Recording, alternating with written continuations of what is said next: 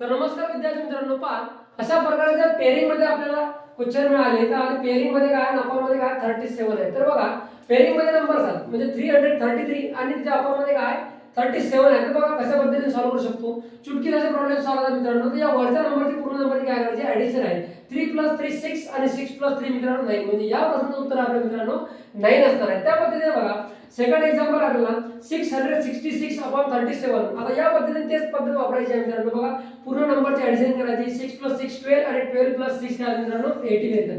त्यानंतर बघा third problem सुद्धा त्याच पद्धतीनं 222/37 म्हणजे पेअरिंग मध्ये नंबर आहेत आणि अपर मध्ये काय 37च लागेल मित्रांनो. तर बघा याची ऍडिशन करायची आहे पूर्ण नंबरची म्हणजे 2 + 2 4 आणि 4 + 2 काय मित्रांनो 6 म्हणजे बघा या पद्धतीने आपण या प्रश्नाचं सुद्धा काढलेलं आहे. त्यानंतर बघा फोर्थ प्रॉब्लेम आहे 999/37 या पद्धतीने काय सॉल्व्ह करायचे ते आपण ज्या सर्वांची काय करायची ऍडिशन करायची आहे. तर 9 + 9 18 आणि 18 + 9 मित्रांनो 27. अशाच पद्धतीने मित्रांनो तुम्हाला फिफ्थ आणि सिक्स्थ काय एक्झाम्पलच्या दरम्यान एक्झाम्पल तुम्हाला सॉल्व्ह करायचे आहे. व्हिडिओ आवडल्यास व्हिडिओला लाईक करा, शेअर करा, सबस्क्राइब